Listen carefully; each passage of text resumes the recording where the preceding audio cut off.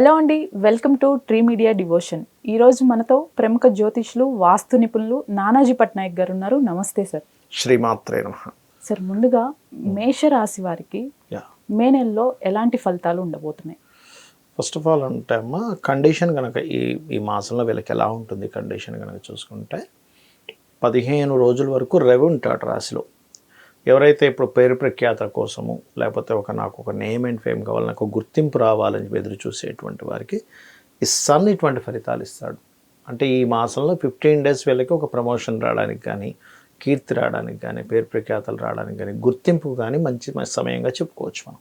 వీరికి ఆర్థికంగా ఎలా ఉండబోతుంది సార్? ఒకటేంటంటే అమ్మ, ఈ ఆర్థిక స్థానానికి అధిపతి శుక్రుడు వీళ్ళకి రాశిలో ఉన్నాడు. ఎప్పుడైతే రాశిలో సన్తో కలిసి ఉన్నాడో మెడికల్ రిలేటెడ్ పరంగా ఆరోగ్య సంబంధించిన అంటే జిమ్స్ లేకపోతే ఆరోగ్యాన్ని ఇచ్చే ఏదైనా కానీ వాటి మూలంగా లేకపోతే విదేశాలకు వెళ్ళడం ద్వారా ధనయోగం అనేటువంటిది వీళ్ళకు ఉంటుంది. కాకపోతే కొంచెం ఈ శుక్రుడుకి వెనక రాసుల్లో కుజుడు రాహు ఉన్నాడు కాబట్టి, బుధుడు కూడా ఉన్నాడు కాబట్టి కొంచెం ఎవరికైనా అప్పు ఇవ్వడం ద్వారా, అప్పులు తీసుకోవడం ద్వారా, అలాగే మరొకటి ఏంటంటే ఈ ఫైనాన్షియల్ రిలేటెడ్ మూలంగా ఏదైనా స్త్రీల మూలంగా కొంత ఘర్షణ వాతావరణం కూడా వీరికి ఈ మాసంలో ఉంటుంది. అదేవిధంగా విద్యార్థులకి ఎలా ఉండబోతుంది ఈ వారం? ఈ యొక్క నెలలో విద్యార్థులకు కానీ, రియల్ ఎస్టేట్ రంగాల వారికి కానీ, ఏదైనా అసెట్స్ కొనుక్కుందాం అనుకునేటువంటి వారికి కానీ చాలా బాగుందని చెప్పుకోవచ్చు. బికాజ్ ఆఫ్ 4th హౌస్ చాలా ఫ్రూట్ఫుల్గా ఉంది ఈ నెల వీళ్ళకి. సో వీళ్ళు ఇన్వెస్ట్మెంట్స్ ఏదైనా అంటే ఈ ప్రాపర్టీ రిలేటెడ్ సంబంధించిన వాటి మీద అయితే బాగుంది. కాకపోతే 12వ స్థానంలో కుజుడు రాహు ఉన్నాడు కాబట్టి కొంచెం ఇన్వెస్ట్మెంట్స్ చేసేటప్పుడు మనం ప్రాపర్టీ దగ్గర వాళ్ళ దగ్గర ఎటువంటి అగ్రిమెంట్స్ చేస్తున్నాము. బికాజ్ ఆఫ్ 3rd హౌస్ బుధుడు అగ్రిమెంట్ కారకుడు, కుజరాహు మధ్యన ఉన్నాడు కాబట్టి డాక్యుమెంట్స్ ఒక్కోసారి ఏమవుతాయంటే ఇలాంటి టైం మనకి అగ్రిమెంట్ పేపర్స్ చూపించినప్పుడు ఒకటి చూపిస్తారు, మనతో సంతకం చేయించుకునేటప్పుడు ఇంకోటి దాంతో సంతకం చేపిస్తారు. ఇలాంటి ఫ్రాడ్స్ చాలా జరుగుతాయి. అందుకే నేనేం చెప్తానంటే ఈ కాంబినేషన్స్ నడిచేటప్పుడు పర్టికులర్గా అగ్రిమెంట్ తీసుకున్నప్పుడే మొత్తం చదివి ఎవ్రీథింగ్ క్లియర్ అని అనుకుని, లేకపోతే ఒక్కోసారి ఏమవుతుందంటే వాళ్ళు ఒకటి చూపిస్తారమ్మా, సరేనంటే మీరు ఓకే అంటే మనం పలానా రోజు అగ్రిమెంట్ పెట్టుకుందాము అంటారు. అగ్రిమెంట్ చేయించుకునేటప్పుడు ఆ పేపర్స్ వేరే ఉంటాయి, మళ్ళీ మీరు చూసారుగా అంటారు. అందుకని ఎప్పుడైనా మీరు అలాంటివి చేసేటప్పుడు అందరికీ చెప్పేది ఒకటే, మీరు వాళ్ళు ఏదైతే అగ్రిమెంట్ ఇచ్చారో దాని ఫొటోస్ తీసుకోమని చెప్తా. రేపొద్దున మారినా కూడా ప్రూఫ్ ఉంటుంది, బాబు నువ్వు ఫస్ట్ ఇచ్చింది ఇది, తర్వాత ఇచ్చింది ఇది అని. సో అందుకని ఆ జాగ్రత్త తీసుకోవాలి ఖచ్చితంగా అగ్రిమెంట్స్ చేసేటప్పుడు వీళ్ళు. బట్ అసెట్స్ విషయంలో, ఎడ్యుకేషన్ విషయంలో అయితే బాగానే ఉంది, డోంట్ వరీ. వీరికి ఆరోగ్యపరంగా ఎలా ఉండబోతుంది సార్? ఆరోగ్యాన్ని పెద్ద ఎఫెక్ట్ అంటే ఒకటి కొంచెం చర్మ వ్యాధులు, నర్వ్స్ రిలేటెడ్ ఇష్యూస్ ఉండేవారు కొంత చూసుకోవాలి. బికాజ్ ఆఫ్ మెర్క్యూరీ, బుధుడు నరాలకి ఈ చర్మానికి కారకుడు కుజరాహులతో కలిసి ఉన్నాడు కాబట్టి ఈ యొక్క విషయంలో జాగ్రత్తగా ఉండాలి. మెయిన్గా అప్పులు ఇవ్వడం తీసుకునే విషయంలో కొంత జాగ్రత్తగా ఉండాలి ఈ మాసంలో. ఈ మే మాసంలో మ్యారేజెస్కి సంబంధించి వీరికి ప్రతిఫలాలు ఏమైనా ఉంటాయి? ఒకటేంటంటే అమ్మా, ఈ మాసంలో వీళ్ళకి పర్టికులర్గా మ్యారేజ్ సంబంధాలు కొంచెం అంటే ఒక మెడికల్ రంగాల్లో ఉండేవారు, కొంచెం పేరు ప్రఖ్యాతలు, కొంచెం మంచి ఫ్యామిలీస్ నుంచే వస్తాయి. కాకపోతే ఇది తల్లి యొక్క ఇన్వాల్వ్మెంట్ లేదా దూరపు సంబంధాలు రావడం అనేటువంటిది ఎక్కువగా చూపిస్తుంది. మండేస్ కనుక ఎక్కువగా ప్రయత్నం చేసినట్లయితే కుదురుతాయి. అయితే ఈ మే మాసం నుంచి కొంచెం మనకి ఇవి కూడా తక్కువగా ఉన్నాయి చెప్పాలంటే, ఈ 2-3 మంత్స్ సంథింగ్. బట్ కుదుర్చుకోవడానికి ఏం కాదు. జాబ్ అలానే బిజినెస్ చేసే వాళ్ళకి ఎలాంటి ఫలితాలు ఉంటాయి సార్? ఒకటి, జాబు కారకులు ఎవరైతే శని భగవానుడు ఉన్నాడో లాభస్థానంలో ఉన్నాడు. సో లాభస్థానం అనేది మనకి బిజినెస్ కూడా సూచిస్తుంది. కాకపోతే బుధుడు బిజినెస్కి కారకుడైన బుధుడు ఎప్పుడైతే 12వ స్థానంలో ఉన్నాడో దీని ఎఫెక్ట్ కూడా ఇస్తూ ఉంటాడు బుధుడు. కాబట్టి కొంచెం బిజినెస్ చేసేవారు కొంత జాగ్రత్త వహించాలి ఏదైనా కానీ. ముఖ్యంగా ఇంపోర్ట్ ఎక్స్పోర్ట్ చేసుకునేవారు ఉంటారు. అది కాక ఇప్పుడు కొంచెం యుద్ధ వాతావరణాలన్నీ కూడా మనకి తెలుస్తున్నాయి. ఒక్కోసారి మనీ పే చేసేసి అంత పరిస్థితి బాగాలేదు మీకు ఎట్లా పంపిస్తామంటే వీళ్ళు మధ్యలో ఇరుక్కుపోతారు. కాబట్టి ఇంపోర్ట్ ఎక్స్పోర్ట్ చేసేవారు కొంత జాగ్రత్తగా ఉండాలి. జాబ్ పరంగా అయితే గ్రోత్ ఉంటుందని చెప్పుకోవచ్చు మనం. బికాజ్ ఆఫ్ సన్ బాగున్నాడు కదా వీళ్ళకి, ఎట్లాగో సన్ బాగున్నాడు, సాటర్న్ 11th హౌస్లో, ఓన్ హౌస్లో ఉన్నాడు. సో ఇది మంచి ఫలితం ఇస్తుంది. ఈ రాశి వారు ఎలాంటి జాగ్రత్తలు తీసుకోవాలి సార్? పర్టికులర్గా వీళ్ళకి 12వ స్థానంలో కుజుడు రాహు ఉన్నారు కాబట్టి తండ్రి గారి ఆస్తి విషయంలోని, ఇన్వెస్ట్మెంట్స్ చేసేటువంటి అంశాల్లోని, అండ్ జీవిత భాగస్వామితో అనవసరమైన గొడవలు ఒక్కోసారి చిన్న చిన్నవే పెద్దవి అయిపోతుంటాయి చూసారా, అటువంటి అంశాల్లో మెయిన్గా జాగ్రత్తగా ఉండాలి. బికాజ్ ఆఫ్ 12th హౌస్ పాడైంది కాబట్టి. మేషరాశి వారు తీసుకోవాల్సిన పరిహారాలు ఏంటి సార్?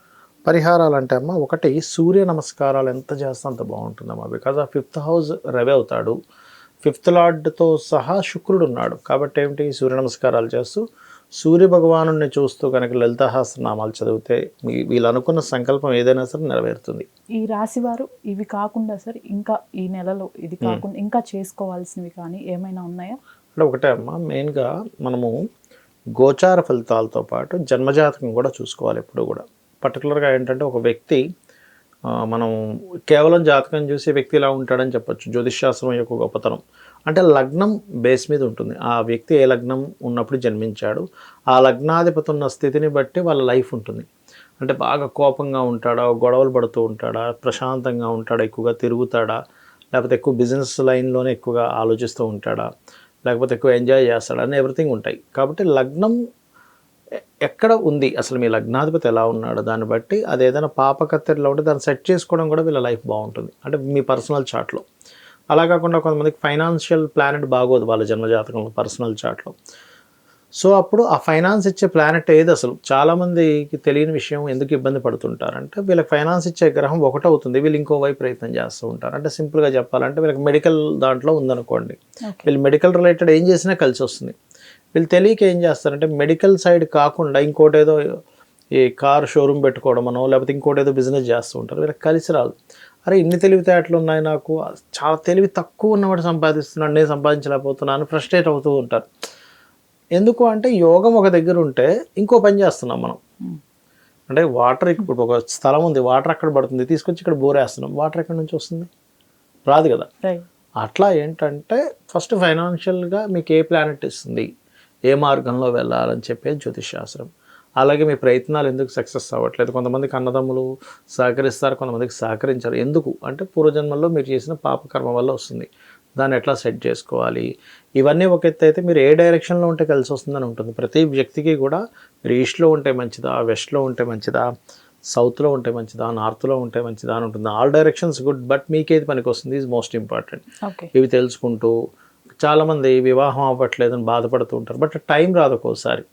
ఇప్పుడు మీరు ఈ సంవత్సరం అంతా కష్టపడి వివాహం కోసం ఎదురు చూసి చాలా రకరకాలు చూసి వెక్స్ అయిపోయే కంటే కూడా నాకు ఈ సంవత్సరం అసలు బలం లేదు, నెక్స్ట్ ఇయర్ ఉందనుకోని ఈ సంవత్సరం అంతా మీ పనులు చేసుకుని నెక్స్ట్ ఇయర్ వెతుక్కుంటే మీకు టైం సేవ్ అవుతుందిగా.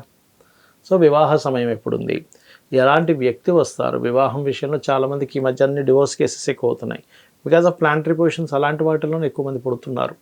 దానికి ముందుగా ఏమైనా అర్క వివాహం, కుంభ వివాహం చేసుకోవాలా, ఎటువంటి పరిహారం చేసుకోవాలి, ఏ మంత్రం చేసుకోవాలి, దీనికి భయపడాల్సిన పనేం లేదు. లలితా సహస్రనామాలో చక్కగా మనకి ఓం కామేశబద్ధ మాంగళ్య సూత్ర శోభిత కందరాయ నమః చేసుకున్నాను అనుకోండి, చక్కగా సెటిల్ అవుతుంది వివాహం విషయంలో. అలాగే జాబ్ గురించి బాధపడుతూ ఉంటారు, జాబ్ సెటిల్ అవ్వట్లేదని, దానికి కూడా చక్కగా మీరు మాణిక్య మకుటాకార జానుద్వయ విరాజితాయ నమః చేసుకోవచ్చు. లేదా ఓం శ్రీమాత శ్రీ మహారాజ్ని శ్రీమత్ సింహాసనేశ్వరి నమః చేసుకోవచ్చు. చేసుకుని హ్యాపీగా మీరు సక్సెస్ అవ్వచ్చు. ఎక్కడా కూడా శాస్త్రము నీది ఇలా ఉంది ఇలాగే అవుతుంది అనడానికి అయితే శాస్త్రం అక్కర్లేదు. నీకు ఇలా ఉన్నందుకు నువ్వు ఎలా సెట్ చేసుకుంటావు అని చెప్పడానికి శాస్త్రం. వైద్య రంగం కూడా అంతే కదమ్మా. నీకు జ్వరం వచ్చిందంటే నీకు జ్వరం వచ్చింది చెప్పడానికి కాదు, జ్వరం ఎలా తగ్గుతుందో చెప్పడానికి వైద్య రంగం. అట్లాగే ఈ శాస్త్రం కూడా నువ్వు ఎందుకు ఇబ్బంది పడుతున్నావు, నీ పాస్ట్ లైఫ్లో చేసిన కర్మ ఏమిటి, సో ఇక్కడ నువ్వు ఏం చేసుకుంటే నువ్వు దీన్ని అధిగమిస్తావు. జాబా, బిజినెస్సా, విదేశానికి వెళ్ళడమా, లేకపోతే కొన్ని అప్పుల్లో ఉంటే నువ్వు ఎలా బయటపడాలి. చాలామంది వాళ్ళ రేపంతా అప్పులే. సో ఓం అపర్ణాయ నమః మంత్రం ఇట్లా ఏంటంటే పర్టికులర్గా కొంతమందికి అప్పులు ఇవ్వడమే వాళ్ళ బిజినెస్ అవుతుంది. మరి వాళ్ళకి ఏమిటి అంటే వాళ్ళకి ఆ యోగం ఉంటుంది. కొంతమంది అప్పులు చేయడం వల్ల ఇబ్బంది పడతారు.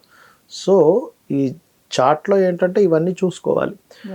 ఇక్కడ చాలామందికి సందేహం వస్తుంది, మరి ఇవన్నీ చూసుకునేలాగైతే మనం ఎందుకు ఈ గోచార ఫలితాలు, ఈ మే ఫలితాలని, ఆ ఫలితాలు, ఈ ఫలితాలు ఎందుకు చెప్పుకుంటున్నాము అంటే ఇక్కడ రెండు విషయాలు.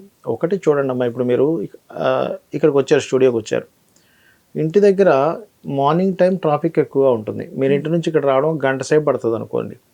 అదే ఏ ట్రాఫిక్ లేదు, హాఫ్ అన్ అవర్లో రాగలుగుతారు. ఇంకా ఎక్కువ ట్రాఫిక్ ఉంటే 1.5 hours పడుతుంది. అంటే ఏమిటి, మీరు మీ వెహికల్ మీరేం మారలేదు, కానీ ఎందుకు డిస్టెన్స్లో తేడా వస్తుందని బికాజ్ ఆఫ్ ట్రాఫిక్. అంటే బయట ఉండే పరిస్థితులు. అలాగే మన జన్మజాతకం పనిచేస్తున్నప్పటికీ బయట ఉండే గోచార గ్రహాల స్థితి మనల్ని కొంత రూల్ చేస్తూ ఉంటుంది. మీకు ఎలాగైతే ఆఫీస్కి రావడానికి 1/2 గంట నుంచి 1.5 గంటల వ్యవధి ఎలా అయితే మారుతూ ఉందో ఇది కూడా అంతే. సో అందుకని ఇవి తెలుసుకొని చేసుకోవాలి. శ్రీమాత్రే నమః.